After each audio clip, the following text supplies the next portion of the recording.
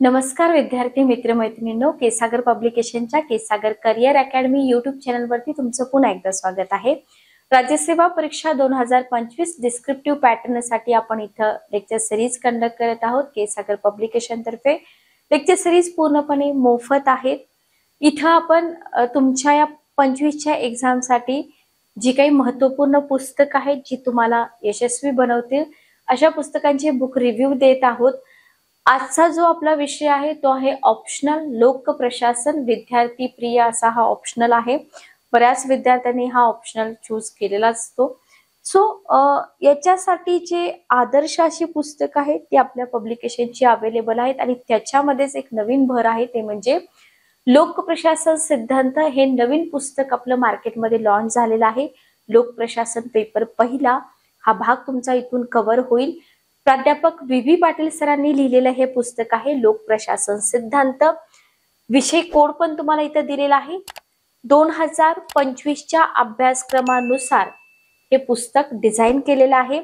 केंद्र आणि राज्यसेवा मुख्य परीक्षा मी प्रत्येक सेशन मध्ये तुम्हाला सांगते की आपली ही जी पुस्तकं आहेत ही पुस्तकं फक्त राज्यसेवाच नाही तर विद्यापीठीय परीक्षा देणारे विद्यार्थी, सेटनेटची परीक्षा देणारे विद्यार्थी सगळ्याच विद्यार्थ्यांसाठी महत्त्वपूर्ण आहे। ठीक आहे, ओके।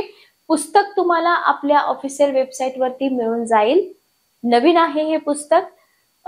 पुस्तकाची लिंक तुम्हाला डिस्क्रिप्शन बॉक्स मध्ये मिळून जाईल। जर काही अडचण आली तर तुम्ही कमेंट बॉक्स मध्ये विचारू शकता। ठीक आहे, आता पुस्तक हे स्पेशल का आहे आणि ऑप्शनल साठी मार्क मिळवण्यासाठी अशी पुस्तकं का गरजेची आहेत त्याच्यासाठीच हा बुक रिव्ह्यू आपण इथं देतोय की या पुस्तकातून तुम्हाला नक्की काय शिकायला मिळणार आहे। ठीक आहे, ओके। त्याच्यासाठी ऑप्शनलच्या सिलेबसची एक कॉपी तुमच्या सोबत ठेवा। जे जे तुम्हाला सिलेबस मध्ये आहे ते सगळं पुस्तकातून कव्हर होतंय हे तुम्ही इथं चेक करून घ्या। ठीक आहे, ओके। चला तर आपण पुस्तकाची इंडेक्स पाहूया। लोक प्रशासन सिद्धांत लोक प्रशासन पेपर पहिला। ठीक आहे, ओके। आता अभ्यासक्रम इथं आधी आपण बघूया। एकच मिनिट थांबा। सरांच्या बुक मध्ये अभ्यासक्रम ही दिलेला आहे। खूप महत्वाची गोष्ट आहे बघा ही। तर तुम्ही जर पाहिलं ना तर याच्यामध्ये तुम्हाला तुमचा अभ्यासक्रम आधी बघा। आता हे रिकॉल करा सगळं। जेव्हा मी तुम्हाला इंडेक्स एक्सप्लेन करेन ना तेव्हा हे सगळं तुम्ही रिकॉल करा। ठीक आहे, ओके। तर बघा सिलेबस जर तुम्ही बघितला तर सिलेबस मध्ये तुम्हाला प्रस्तावना, लोक प्रशासनाचा अर्थ बघा, लोक प्रशासनाचा अर्थ, व्याप्ती आणि महत्व। पहिलीच परीक्षा आहे 2025 ची। 100% तुम्हाला इथून एखादा क्वेश्चन बनू शकतो। ठीक आहे, की तुम्ही जो ऑप्शनल निवडलाय त्या ऑप्शनलचा बेस काय आहे लोक प्रशासन, त्याचा अर्थ काय आहे, त्याची व्याप्ती काय आहे, त्याचं महत्व काय आहे हे तुम्हाला माहित आहे का नाही हे पाहण्यासाठी 250 शब्दामध्ये उत्तर द्या, 150 शब्दामध्ये उत्तर द्या असा प्रश्न येऊ शकतो। ठीक आहे, ओके। दुसरा आहे इथं मुद्दा विल्सन यांची लोक प्रशासनाबद्दलची दृष्टी। ठीक आहे, विल्सन यांची लोक प्रशासनाबद्दलची दृष्टी, ओके। त्याच्यानंतर तिसरा पॉइंट आहे अभ्यास शाखेची उत्क्रांती आणि सद्यस्थिती। Very very important. लोक प्रशासन अभ्यास शाखेची उत्क्रांती आणि सध्याची स्थिती कसं आहे। नव लोक प्रशासन कसं आहे। ठीक आहे, लोक ऑब्लिक सार्वजनिक निवड दृष्टिकोन, ओके। उदारीकरण, खाजगीकरण, जागतिकीकरणाची आव्हाने, सुशासन संकल्पना आणि उपयोजन। Very very important. इथं तुम्हाला काही करंट सिच्युएशनचे एक्झाम्पल पण टाकावे लागतील आणि नव लोक व्यवस्थापन। तर प्रस्तावनेमध्ये तुम्हाला टोटल 8 सब पॉइंट मिळतात आणि या 8 सब पॉइंट मधून 100% तुमचे क्वेश्चन दिसण्यासारखे पॉइंट आहेत, जसं की लोक प्रशासनाचा अर्थ, व्याप्ती आणि स्वरूप, महत्व। त्याच्यानंतर नव लोक प्रशासन म्हणजे काय, या शाखेची उत्क्रांती कशी झाली, सध्याची स्थिती काय आहे, त्याच्यानंतर सुशासनाची संकल्पना आणि त्याचं उपयोजन असेल आणि नव लोक व्यवस्थापन। ओके, तर हा झाला तुमचा पहिला टॉपिक प्रस्तावना। दुसरा टॉपिक येतो प्रशासकीय विचार। ओके, आपण काय बघतोय, अभ्यासक्रम बघतोय प्रशासकीय विचार। याच्यामध्ये शास्त्रीय व्यवस्थापन आणि शास्त्रीय व्यवस्थापन चळवळ बघा। याच्यामध्ये शास्त्रीय व्यवस्थापन आणि शास्त्रीय व्यवस्थापन चळवळ, त्याच्यानंतर अभिजात सिद्धांत आहे, त्याच्यानंतर वेबरचे नोकरशाहीचे प्रारूप आहे. तर सेकंड टॉपिक कोणता आहे आपला? प्रशासकीय विचार. लक्षात घ्या, सिलेबस तोंडपाठ असला पाहिजे. आजच हे तुम्ही नोट करून घ्या. ज्या लोकांचा लोक प्रशासन ऑप्शनल असेल, आजच नोट करून घ्या की मला हे सगळं तोंडपाठ असलं पाहिजे. जेव्हा मी पुस्तक काढेन तेव्हा मला फटाफट लक्षात आलं पाहिजे की हा, हे सेकंड टॉपिक मध्ये आहे किंवा ह्या माझ्या सिलेबस मधला हा पॉइंट आहे वगैरे वगैरे. ठीक आहे, ओके. त्याच्यानंतर बघा, वेबरच्या नोकरशाहीचं प्रारूप, त्याची चिकित्सा आणि वेबरच्या नंतरचा जो विकास झालेला आहे तो मुद्दा. त्याच्यानंतर प्रशासकीय गतिशीलता, मेरी पार्कर, फॉलेट आणि एल्टन मेयो आणि अन्य मानवी संबंध विचार संप्रदाय तुम्हाला विचारले जाऊ शकतात. कार्यकारी प्रमुखाची कार्य, जसे की CI बर्नार्ड यांच्याबद्दल विचारलं जाऊ शकतं प्रशासकीय विचारामध्ये. सायमनचा निर्णय निर्धारण सिद्धांत, असे जे सिद्धांत वगैरे असतात हे व्यवस्थित तुम्हाला माहित असायला पाहिजे. सहभागी व्यवस्थापन, ज्याच्यामध्ये R लिकर्ट, C अर्गेरिस आणि D मॅक ग्रेगॉर, तर ज्यांचा उल्लेख प्रशासकीय विचारामध्ये आयोगाने दिलेला आहे, सिलेबस मध्ये दिलेला आहे, ते कव्हर करणं आपल्यासाठी खूप जास्त इम्पॉर्टंट असतं. ठीक आहे. त्याच्यानंतर आहे प्रशासकीय वर्तन. याच्यामध्ये निर्णय निर्धारणाची प्रक्रिया आणि तंत्रे. बघा, याच्यामध्ये निर्णय निर्धारणाची प्रक्रिया आणि तंत्रे, संसूचन आणि मनोधैर्य, प्रेरणा सिद्धांताचे घटक, प्रक्रिया आणि समकालीनता, नेतृत्वाचे सिद्धांत आणि पारंपरिक आधुनिक. ठीक आहे. तर प्रशासकीय वर्तन याच्यामध्ये नेतृत्वाचे सिद्धांत, पारंपरिक आणि आधुनिक खूप जास्त इम्पॉर्टंट आहे. त्याच्यानंतर चौथा टॉपिक येतो संघटना, ज्याच्यामध्ये तुम्हाला सिद्धांत, व्यवस्थापक प्रणाली अभ्यासावी लागेल. आकस्मिकता म्हणजे काय, संरचना आणि प्रकार असतील, मंत्रालय आणि विभाग आहेत, महामंडळे आहेत. ओके. त्याच्यानंतर संघटनामध्ये तुम्हाला कंपन्यांबद्दल अभ्यासावं लागतं, मंडळे आणि आयोगाबद्दल अभ्यासावं लागतं. ज्या तदर्थ आणि सल्लागार संस्था आहेत त्यांच्याबद्दल पण इथं आपल्याला अभ्यासावं लागतं. ठीक आहे. त्याच्यानंतर मुख्यालय आणि क्षेत्र संबंध आहेत, लक्षात घ्या. त्याच्यानंतर मुख्यालय आणि क्षेत्र संबंध पण आहेत, तेही आपल्याला इथं अभ्यासावे लागतात. नेक्स्ट बघा, नेक्स्ट आहे नियामक प्राधिकरणे, सार्वजनिक व खासगी भागीदारी. ओके. तर हे सगळं बघा, संघटनांमध्ये तुम्हाला खूप सोपा भाग आहे बघा हा, नियामक प्राधिकरणे, सार्वजनिक खासगी भागीदारी, मुख्यालय, क्षेत्र संबंध. काही भाग खूप सोपा असतो, काही भाग थोडा कॉम्प्लिकेटेड असतो. ठीक आहे. त्याच्यानंतर पाचवा टॉपिक आहे उत्तरदायित्व आणि नियंत्रण. याच्यामध्ये तुम्हाला ही उत्तरदायित्व संकल्पना काय आहे, नियंत्रण संकल्पना काय आहे हे शिकावं लागेल. प्रशासनावरील वैधानिक, कार्यकारी आणि न्यायिक नियंत्रण कसं असतं, नागरिक आणि प्रशासनाचा काय संबंध आहे, प्रसार माध्यमांची भूमिका, जे की तुम्ही करंट मुद्द्यामधून पण अभ्यासू शकता. म्हणजे थेरी कंटेंट आणि करंट मुद्दे जर तुम्ही जोडले तर तुम्हाला मार्क्स खूप चांगले मिळतात. ठीक आहे, ओके. त्याच्यानंतर हित संबंधी गट असतील, स्वयंसेवी संस्था आहेत. पाचवा मुद्दा नागरी समाज, नागरिकांची सनद, माहितीचा अधिकार आणि सामाजिक लेखापरीक्षण. हे सगळं कशामध्ये येतं, उत्तरदायित्व आणि नियंत्रण. तुम्हाला चॅप्टर आणि त्या चॅप्टरचे सब पॉइंट जे आहेत ना ते पण इथं माहित असायला हवे. लक्षात घ्या, मी तुम्हाला वारंवार सांगते. ओके. त्याच्यानंतर सहावा टॉपिक येतो प्रशासकीय कायदा. याच्यामध्ये तुम्हाला सुरुवातीला प्रशासकीय कायद्याचा अर्थ, त्याची व्याप्ती आणि महत्त्व शिकावं लागतं. त्याच्यानंतर डायसी यांचे प्रशासकीय कायद्यावरचे जे विचार आहेत ते विचार पण तुम्हाला इथं अभ्यासावे लागतात. त्याच्यानंतर प्रदत्त विधिविधान आणि प्रशासकीय न्यायाधिकरण याच्याबद्दल पण तुम्हाला अभ्यास करावा लागेल. ठीक आहे. ते छोटासा टॉपिक आहे, पण डायसी यांचे जे विचार आहेत ना ते इम्पॉर्टंट आहेत. त्याच्यानंतर सातवा टॉपिक येतो तुलनात्मक लोक प्रशासन. याच्यामध्ये आपल्याला जे प्रशासकीय प्रणाली आहे या प्रशासकीय प्रणालीवरती परिणाम करणारे ऐतिहासिक आणि समाजशास्त्रीय घटक अभ्यासावे लागतात. विविध देश आहेत, त्या देशामधील प्रशासन आणि राजकारण अभ्यासावं लागतं, कारण आपण तुलनात्मक म्हणतोय, बरोबर. मग या तुलनात्मक प्रशासनाची सद्यस्थिती, जी की तुम्हाला काही करंट अफेअर्स मध्ये मुद्दे पण इथं लिहावे लागतील. परिस्थितिकी आणि प्रशासन आणि रिग्स यांची प्रारूपे आणि त्यांची चिकित्सा, हे आपल्याला इथं अभ्यासावं लागतं. ठीक आहे. त्याच्यानंतर आठवा टॉपिक आहे विकासात्मक गतिशीलता. इथं तुम्हाला विकासाची संकल्पना, विकास प्रशासनाची बदलती रूपरेषा, विकास विरोधी प्रबंध आहे, नोकरशाही आणि विकास आहे, सक्षम राज्य विरुद्ध बाजार वादविवाद आहे, त्याच्यानंतर विकसनशील देशातील प्रशासनावर उदारीकरणाचा परिणाम असेल, महिला आणि स्वयंसहाय्यता गट जसं की बचत गट, चळवळीचा विकास, हे सगळं विकासात्मक गतिशीलता. पण सुरुवातीला तुम्ही काय अभ्यासणार, काय आहे ही विकासाची संकल्पना, बरोबर, विकास प्रशासनाची बदलती रूपरेखा कशी आहे, आणि मग आपण पुढचे पॉइंट इथं अभ्यासायला घेणार. Okay, clear. त्याच्यानंतर कर्मचारी प्रशासन. बघा, कर्मचारी प्रशासनामध्ये जर आपण बघितलं तर याच्यामध्ये मानव संसाधन विकासाचं महत्व आपल्याला अभ्यासावं लागेल. त्याच्यानंतर भरती प्रशिक्षण, व्यवसाय अभिवृद्धी, सेकंड सब पॉइंट आहे पद वर्गीकरण, शिस्त, कामगिरीचं मूल्यमापन, पदोन्नती, वेतन व सेवा शर्ती अटी असतील, नियोक्ता ज्याच्यामध्ये कर्मचारी संबंध, तक्रार निवारण यंत्रणा, आचारसंहिता, प्रशासकीय नीती तत्व, हे सगळं आपल्याला कशामध्ये अभ्यासावं लागतं, कर्मचारी प्रशासनामध्ये अभ्यासावं लागतं. का सिलेबसच इतका मोठा आहे जो की आपल्याला माहित असणं गरजेचं आहे. त्याच्यानंतर येतं सार्वजनिक धोरण.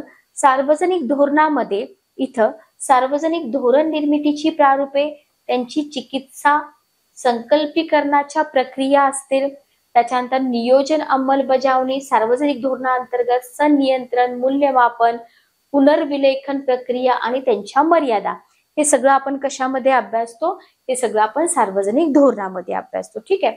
त्याच्यानंतर राज्य सिद्धांत आणि सार्वजनिक धोरणाची मांडणी, राज्य सिद्धांत आणि सार्वजनिक धोरणाची मांडणी. ठीक आहे. त्याच्यानंतर 11 नंबरचा टॉपिक येतो प्रशासकीय सुधारणांची तंत्रे. बघा, 11 नंबरचा टॉपिक आहे प्रशासकीय सुधारणांची तंत्रे, ज्याच्यामध्ये संघटना व पद्धती, कार्याभ्यास आणि कार्यव्यवस्थापन, ई प्रशासन आणि माहिती तंत्रज्ञान, नेटवर्क विश्लेषण, MIS, PERT, CPM यांच्यासारखी व्यवस्थापन सहाय्यक साधने, हे सगळं आपण प्रशासकीय सुधारणा तंत्र, इम्पॉर्टंट आहे बरं का हे, याच्यामध्ये अभ्यासतो. जिथं तुम्हाला ई प्रशासनावरती क्वेश्चनची संख्या जास्त असते आणि जेव्हा ई प्रशासनावरती क्वेश्चन विचारला जातो तर तिथं आपल्याला करंटचे मुद्दे इन्क्लूड करावे लागतात. ठीक आहे. त्याच्यानंतर आहे वित्तीय प्रशासन. वित्तीय प्रशासनामध्ये तुम्हाला मौद्रिक आणि राजकोषीय धोरण, सार्वजनिक उधारी व सरकारी ऋण, अर्थसंकल्पाचे प्रकार, त्यांचे स्वरूप, अर्थसंकल्पीय प्रक्रिया, वित्तीय उत्तरदायित्व, लेखा आणि लेखा परीक्षणे, असे 12 टॉपिक तुम्हाला इथं दिलेले आहेत. आणि या 12 टॉपिक अंतर्गत आपल्याला, जस्ट एक मिनिट थांबा, तर या 12 टॉपिक अंतर्गत डिटेल सिलेबस आपल्याला इथं कव्हर करायचा आहे. ठीक आहे. हा झाला सिलेबस. आता हे पुस्तक या सिलेबस नुसारच डिझाईन केलेलं आहे. तर आपण आता इंडेक्स बघायला चालू करूया. बघा इथं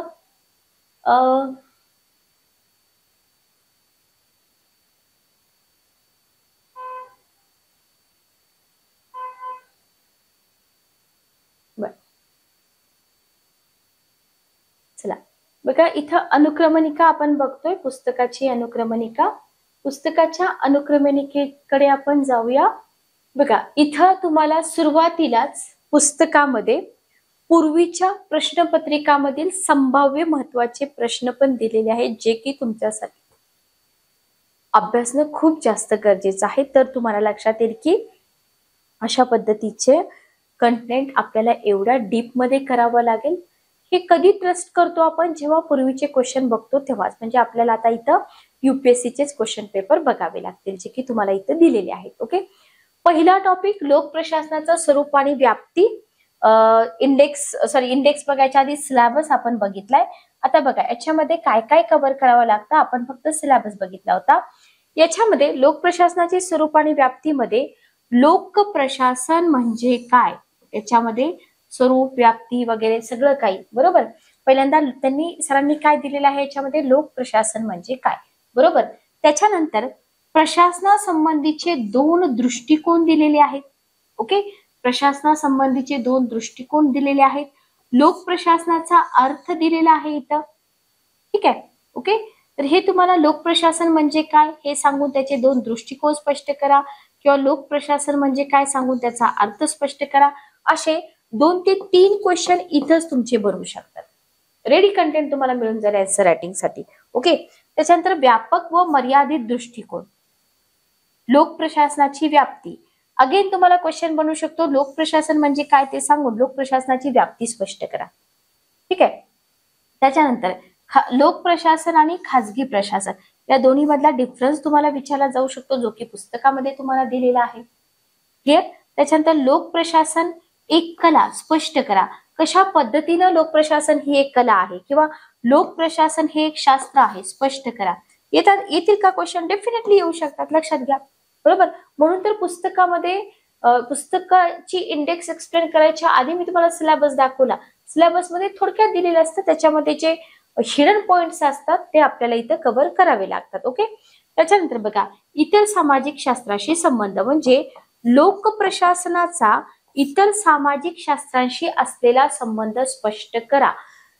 एकाच टॉपिक मधून कितीतरी क्वेश्चन बनतात. जेव्हा तुम्हाला असा क्वेश्चन विचारला जाईल किंवा क्वेश्चनचे पार्ट असतात, मी नेहमी सांगते लोकप्रशासन म्हणजे काय ते सांगून लोकप्रशासनाचा अर्थ स्पष्ट करा आणि लोकप्रशासनाचा इतर शास्त्रांशी असलेला संबंध स्पष्ट करा, असाही क्वेश्चन येऊ शकतो. ठीक आहे.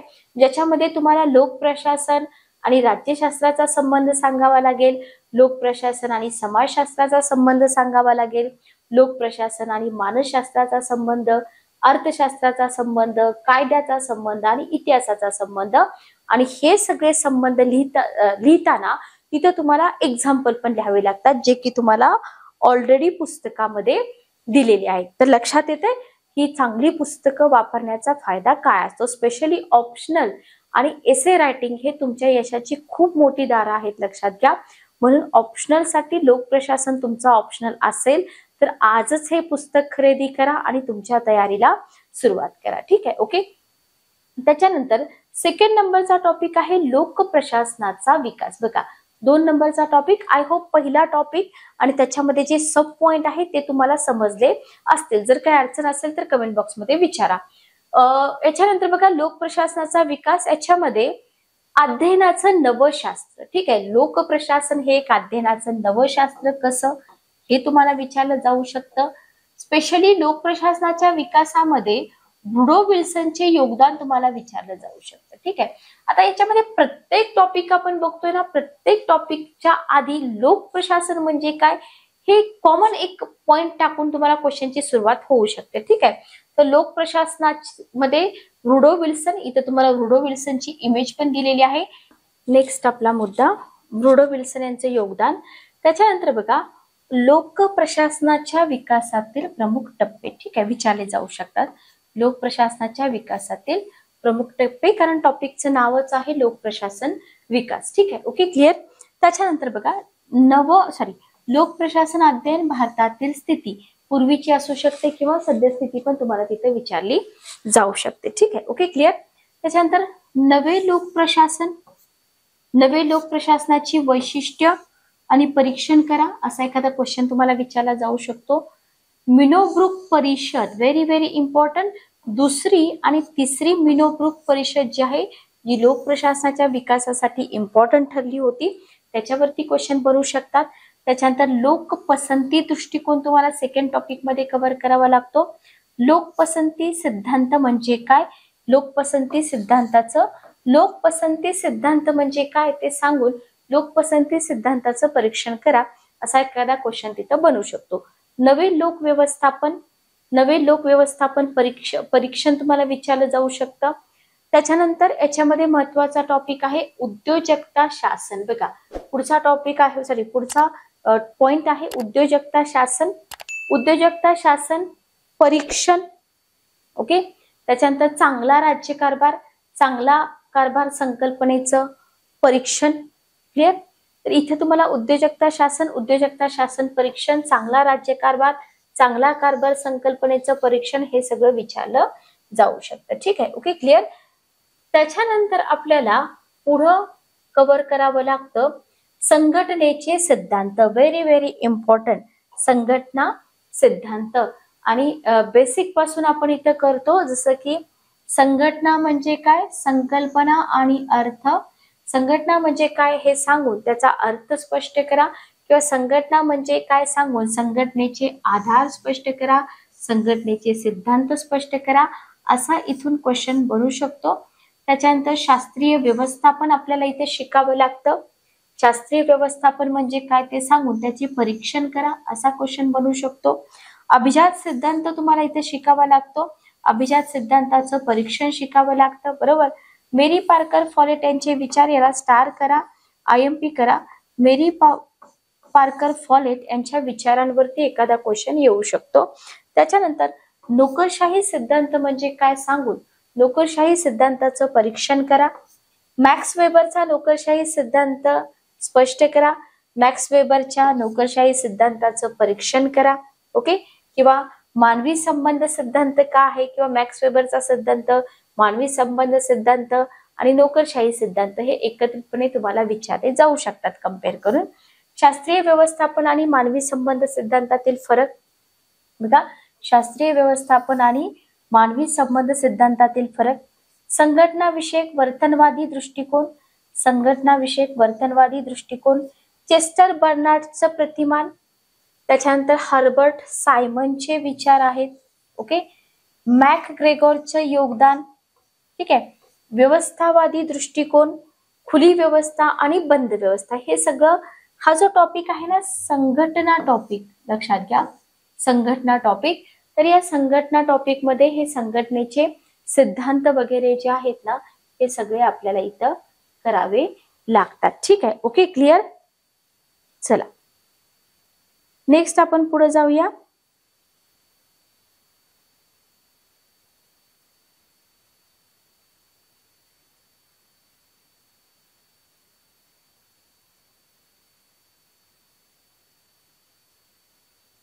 बघा, त्याच्यानंतर आपल्याला खुली व्यवस्था आणि बंद व्यवस्था याच्यामधला डिफरन्स माहित असला पाहिजे. खुली व्यवस्था आणि बंद व्यवस्था. Okay, clear. त्याच्यानंतर संघटनेची तत्वे. बघा, खुली व्यवस्था आणि बंद व्यवस्था. त्याच्यानंतर चौथा टॉपिक येतो संघटनेची तत्वे. याच्यामध्ये डायरेक्टली आपल्याला संघटनेची तत्वे विचारली जाऊ शकतात. अधिकारपद परंपरा, अधिकारपद परंपरा तत्वाचं परीक्षण, नियंत्रण कक्षा तत्व असेल किंवा नियंत्रण कक्षा तत्वाचं परीक्षण असेल, आज्ञेची एकता म्हणजे काय, किंवा ही संघटनेची तत्व म्हणजे संघटनेची तत्व कोणती कोणती आहेत बघा. अधिकार परंपरा तत्व, नियंत्रण कक्षा तत्व, आज्ञेची एकता तत्व, त्याच्यानंतर प्रदत्तीकरण तत्व, समन्वयन तत्व. ठीक आहे. तर संघटनेची तत्वे म्हणजे काय सांगून संघटनेच्या तत्वांचे परीक्षण करा, असा क्वेश्चन जर तुम्हाला विचारला तर इथं तुम्हाला सर्व कंटेंट एकत्र मिळून जातं. ठीक आहे. Okay, clear. अधिकार आणि जबाबदारी याच्यामध्ये प्रदत्तीकरण तत्व आहे, समन्वय तत्व आहे, अधिकार आणि जबाबदारी. तर हा सगळा भाग आपल्याला संघटनेच्या तत्वामध्ये अभ्यासावा लागतो. Okay, clear. त्याच्यानंतर केंद्रीकरण, विकेंद्रीकरण, केंद्रीकरणाचे गुणदोष सॉरी बघा, नेक्स्ट पॉइंट बघा. केंद्रीकरण, विकेंद्रीकरण म्हणजे काय, केंद्रीकरणाचे गुणदोष आणि विकेंद्रीकरणाचे गुणदोष हे पण आपल्याला इथं अभ्यासावे लागतात. बरोबर, लक्षात ठेवा. विकेंद्रीकरणाचे गुणदोष. इथं आपला चौथा टॉपिक संपतो. आपला पाचवा टॉपिक आहे इथं संघटनेची रचना. आधी आपण संघटना म्हणजे काय बघितलं, बरोबर. आता आपण इथं बघतोय संघटनेची रचना. मुख्य कार्यकारी अधिकारी, लाईन आणि स्टाफ घटक. संघटनेच्या रचनेमध्ये आपल्याला काय अभ्यासावं लागतंय, मुख्य कार्यकारी अधिकारी, लाईन आणि स्टाफ घटक. याच्यामध्ये पहिल्यांदा आपण अभ्यासतो मुख्य कार्यकारी अधिकारी, त्याच्यानंतर नामधारी कार्यकारी प्रमुख, त्याच्यानंतर वास्तव कार्यकारी प्रमुख, संसदीय कार्यकारी प्रमुख. आणि या सगळ्यांमधला डिफरन्स आपल्याला इथं लक्षात राहायला पाहिजे. ठीक आहे. Okay, clear. त्याच्यानंतर घटनात्मक प्रमुखाचे सल्लादायी अधिकार. ओके. त्याच्यानंतर अध्यक्षीय कार्यकारी प्रमुख, सांघिक कार्यकारी प्रमुख, मुख्य कार्यकारी अधिकाऱ्याची कार्य, संघटनेचे घटक, लाईन घटक आणि स्टाफ घटक, ज्याच्यामध्ये तुम्हाला लाईन घटक, स्टाफ घटक हे डिटेलमध्ये अभ्यासावे लागतात. ठीक आहे. Okay, clear. लाईन आणि स्टाफ अभिकरण म्हणजे आधी तुम्ही लाईन आणि स्टाफ अभिकरण अभ्यासता आणि त्याच्यानंतर लाईन आणि स्टाफ अभिकरणामधला जो फरक आहे तो फरक तुम्हाला इथं अभ्यासावा लागतो. त्याच्यानंतर स्पेशली तुम्हाला भारतातील स्टाफ अभिकरणाबद्दल एखादा क्वेश्चन विचारला जाऊ शकतो आणि इथं हा जो 5वा घटक आहे हा 5वा घटक व्यवस्थितरित्या पूर्ण होतो. आय होप तुम्हाला सिलेबस आठवत असेल. सिलेबस इथं मी डिस्कस केला होता आणि जसं सिलेबस डिस्कस केलाय तसं तुम्ही सिलेबसला हे सगळं कोरिलेट करा. ठीक आहे. त्याच्यानंतर 6वा टॉपिक येतो संघटनेची रचना, खाते, लोक निगम आणि स्वतंत्र नियामक आयोग. आयोगाने सिलेबस मध्ये सगळे सब पॉइंट दिलेले नसतात, लक्षात घ्या. म्हणूनच इंडेक्स पाहणं खूप जास्त इम्पॉर्टंट आहे. इथं बघा याच्यामध्ये तुम्हाला खात्यांबद्दल अभ्यास करावा लागेल. खाते, कार्य किंवा उद्देश, प्रक्रिया, ग्राहक, प्रदेश, कोणता घटक उपयुक्त, खाते प्रमुख असतील, भारतातील केंद्रीय खात्यांची संघटना आहे, खात्याच्या राजकीय प्रमुख असतील, सचिवालय, लोक निगम आहे, लोक निगमांचा विकास आहे. मग इथं बघा पहिल्यांदा तुम्हाला लोक निगम म्हणजे काय सांगून लोक निगमाचा स्वरूप स्पष्ट करा, त्याचा विकास कसा झाला ते स्पष्ट करा, किंवा लोक निगम आणि शासकीय खाते याच्यातला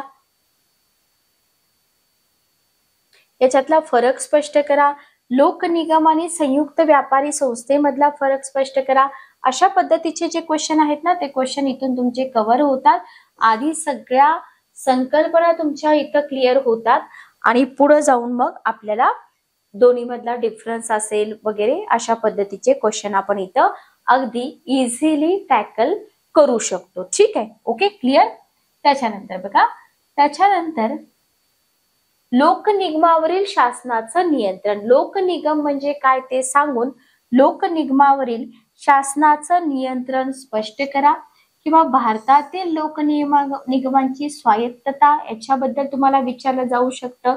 लोक निगमाच्या समस्या दूर करण्याचे उपाय सुचवा, किंवा मुक्त अर्थव्यवस्था आणि सार्वजनिक उपक्रम असेल, स्वतंत्र नियामक आयोग आहे, स्वतंत्र नियामक आयोगाची स्वायत्तता, स्वतंत्र नियामक आयोगावरचे आक्षेप असतील, भारतातील आयोग आणि मंडळे, भारतातील आयोगाचे प्रकार तुम्हाला विचारले जाऊ शकतात, आयोगाच्या पद्धतीच्या नेतृत्वाची वैशिष्ट्ये आणि फायदेही विचारले जाऊ शकतात, मुख्य केंद्र आणि क्षेत्र आहे, क्षेत्रीय कार्यालयांची निर्मिती आहे, क्षेत्रीय विभागाचे संघटना, सहसूचन आणि नियंत्रण आहे, मुख्य केंद्र आणि क्षेत्र संबंध.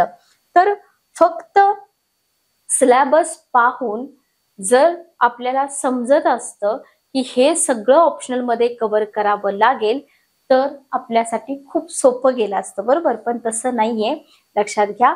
म्हणूनच पुस्तकांची जागा कोणीच नाही घेऊ शकत, बरोबर.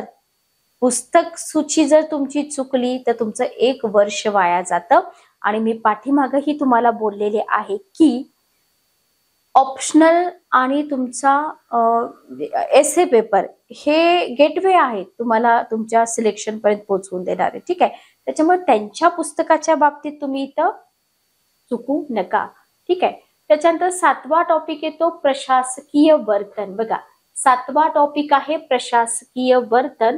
याच्यामध्ये तुम्हाला निर्णय ग्रहणाची संकल्पना आणि अर्थ शिकावा लागतो. 7व्या टॉपिक मध्ये प्रशासकीय वर्तनामध्ये निर्णय ग्रहण म्हणजे काय, त्याचा अर्थ, निर्णय ग्रहण म्हणजे काय, याच्यामध्ये पूर्वग्रह, हर्बर्ट सायमनचा निर्णय ग्रह विषयक सिद्धांत, IMP,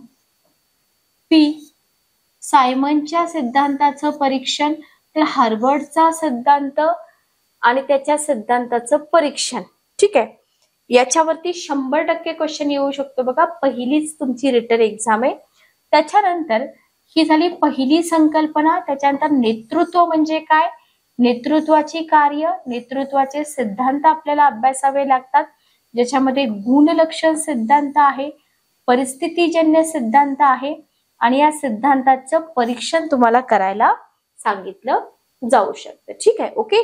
त्याच्यानंतर पाठबळात्मक सिद्धांत, मानसशास्त्रीय सिद्धांत, व्यक्तिगत वर्तन सिद्धांत, हे सगळे सिद्धांत एकत्रितपणे आपल्याला लिहायला सांगितले जाऊ शकतात. त्याच्यानंतर तिसरी संकल्पना आहे संसूचन म्हणजे काय?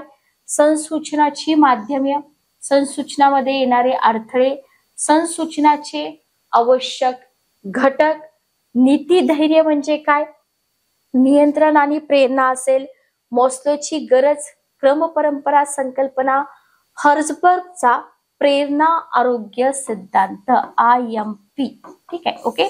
तर अशा पद्धतीचं इतकं सगळं कंटेंट तुमच्या लोकप्रशासन पेपर 1 मध्ये तुम्हाला अभ्यासावं लागतं. ठीक आहे, ओके. समजते का? बघा, इथपर्यंत काही अडचण असेल तर बिंदास विचारा. जरी आपले सेशन रेकॉर्डेड असले तरी सुद्धा तुमच्या जे काही तुमचे जे डाऊट आहेत त्या डाऊटची उत्तरे इथं दिले जातील. ठीक आहे, ओके. चल, नेक्स्ट बघा, पुढचा 8वा टॉपिक आहे उत्तरदायित्व आणि नियंत्रण. सिलेबस 8वा, उत्तरदायित्व आणि नियंत्रण. याच्यामध्ये तुम्हाला उत्तरदायित्व ही संकल्पना माहित पाहिजे. उत्तरदायित्व किंवा प्रशासकीय उत्तरदायित्व म्हणजे काय? ओके. विधिमंडळाचं नियंत्रण, महत्वाच्या संसदीय समित्या, विधिमंडळ नियंत्रणाच्या मर्यादा, कार्यकारी मंडळाचं नियंत्रण. ठीक आहे. न्याय संस्थेचं नियंत्रण, न्याय संस्थेच्या नियंत्रणाचे मार्ग. न्याय संस्थेचं नियंत्रण म्हणजे काय ते सांगू. न्याय संस्थेच्या नियंत्रणाचे मार्ग स्पष्ट करा. बघा, हे क्वेश्चन असेच येतील असं नाही, मी जस्ट तुम्हाला एक्झाम्पल देते. ओके. त्याच्यानंतर न्याय संस्थेच्या नियंत्रणाच्या मर्यादा. त्याच्यानंतर नागरिक प्रशासन होतं का सिलेबस मध्ये? होतं. नागरिक प्रशासन संबंध स्पष्ट करा किंवा भारतातील सद्यस्थिती स्पष्ट करा. विकसनशील देशातील लोक प्रशासनाची दुरावस्था स्पष्ट करा. ठीक आहे. नागरिक प्रशासन संबंध कसे सुधारले जाऊ शकतात, तुमचं मत मांडा. संस्थात्मक नियंत्रणाची व्यवस्था, प्रशासकीय भ्रष्टाचार, भ्रष्टाचाराचा अर्थ आणि स्वरूप, भ्रष्टाचाराची कारणं, भ्रष्टाचार निर्मूलनाच्या उपाययोजना, केंद्रीय दक्षता आयोग, राज्य दक्षता आयोग, हे सगळं तुम्हाला इथं अभ्यासावं लागेल. केंद्रीय अन्वेषण मंडळ, लोकगराणी, अमुड्समन, प्रोयुरेटर, प्रशासकीय न्यायालय.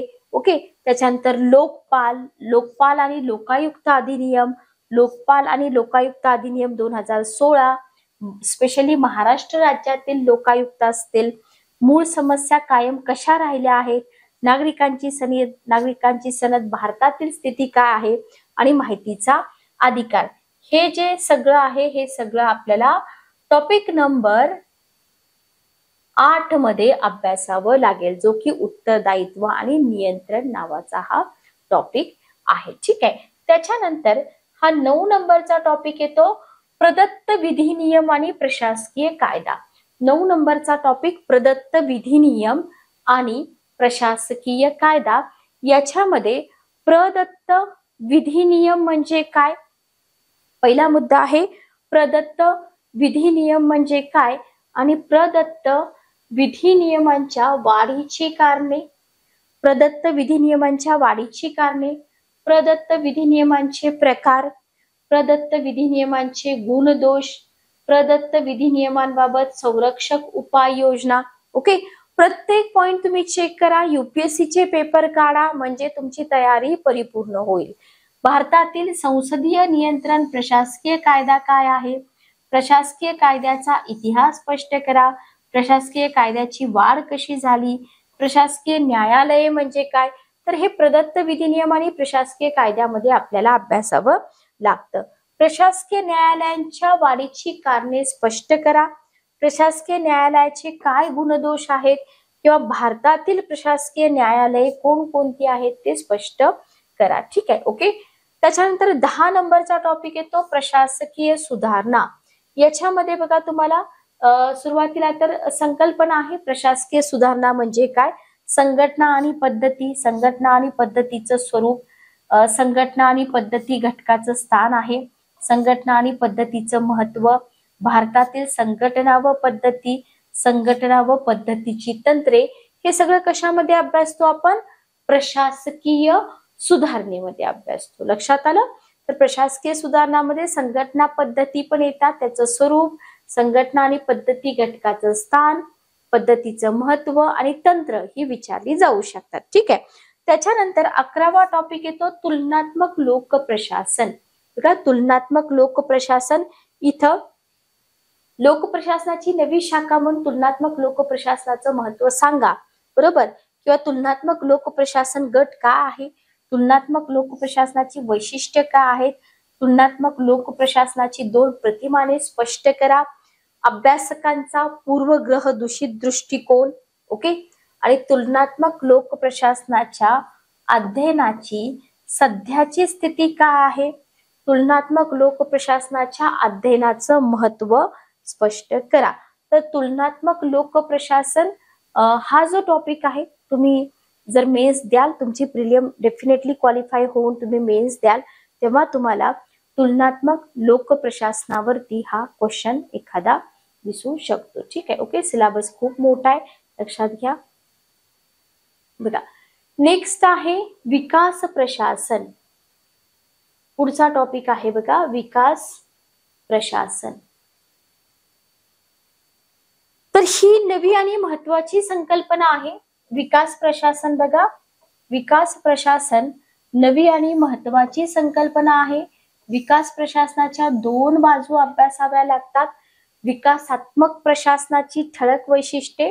विकासात्मक प्रशासन म्हणजे काय ते सांगून ठळक वैशिष्ट्ये स्पष्ट करा, किंवा विकास प्रशासनाच्या समस्या सांगा. विकासामध्ये जनतेचा सहभाग असेल, विकास प्रशासनावरची टीका.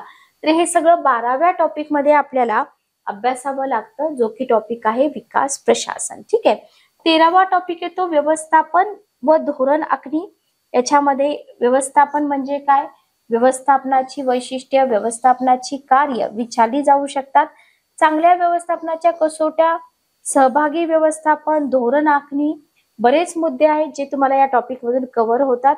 धोरण कसं ठरतं आणि स्पेशली भारतातील धोरण निर्धारण प्रक्रियेमधले प्रमुख घटक सांगा. ठीक आहे. ओके. क्लिअर. त्याच्यानंतर सेवक प्रशासन. सेवक प्रशासनाची संकल्पना आणि अर्थ तुम्हाला करावा लागेल. त्याच्यानंतर सेवक प्रशासनाची उद्दिष्ट, सेवक प्रशासनाची संकल्पना, अर्थ, उद्दिष्ट एकत्रित क्वेश्चन बनवू शकतो. नोकरशाही अर्थ आणि वैशिष्ट्ये, नोकरशाहीवरची टीका, नोकरशाहीचं महत्व, नोकरशाहीचे प्रकार विचारले जाऊ शकतात. सनदी सेवा म्हणजे काय, सनदी सेवेची कार्य, सनदी सेवेतील भरती, सेवक भरतीची सत्ता, भरतीच्या पद्धती आहेत, सेवकांची गुणवत्ता, पात्रता, गुणवत्ता ठरवण्याच्या पद्धती विचारल्या जाऊ शकतात. किंवा भारतातील स्पर्धा परीक्षा ज्या आहेत ना, त्याचं स्वरूप कसं आहे, गुणवत्ता कशी निश्चित केली जाते.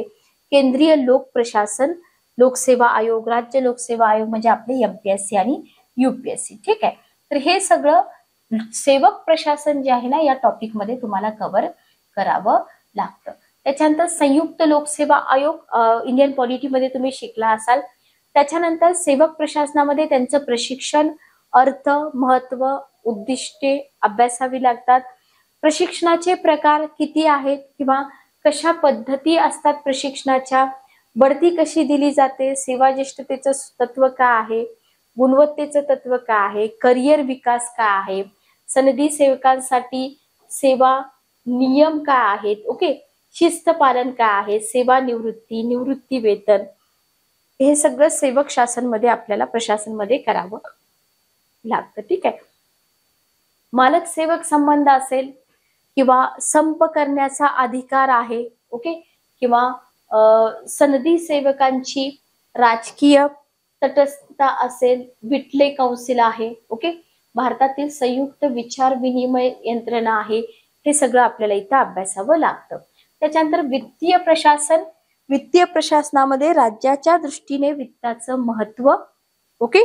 त्याच्यानंतर वित्तीय प्रशासन म्हणजे काय, सोपा भाग आहे हा. वित्तीय प्रशासनाची साधने विचारली जाऊ शकतात.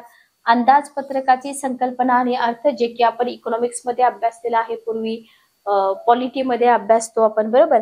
त्याचे प्रकार असतील, कार्यपरीक्षणात्मक अंदाजपत्र, पण इथे ऑप्शनलच्या दृष्टिकोनातून मुद्दे थोडे खोलात जाऊन करावे लागतात. ठीक आहे. अंदाजपत्रक निर्मितीची प्रमुख तत्वे, भारतातील अंदाजपत्रक प्रक्रिया, अंदाजपत्रकाचा आराखडा, अंदाजपत्रकाला विधिमंडळाची मान्यता, अर्थ मंत्रालयाची रचना, अर्थ मंत्रालयाचं नियंत्रण, लेखा परीक्षण, भारताचा महालेखा परीक्षक किंवा संसदेच्या आर्थिक समित्या, सार्वजनिक हिशोब समिती, अंदाज समिती, हे सगळं आपल्याला कोणत्या टॉपिक मध्ये कव्हर करावं लागतं? आपल्याला हे सगळं वित्तीय प्रशासनामध्ये कव्हर करावं लागतं. तर अशा पद्धतीने जवळजवळ 400 पेजेसचं हे पुस्तक आहे, लक्षात घ्या. आणि या पुस्तकातून तुमचा खूप मोठा सिलेबस जो आहे ऑप्शनलचा पेपर पहिला कव्हर होतो. सेशन कसं वाटलं कमेंट करून नक्की सांगा.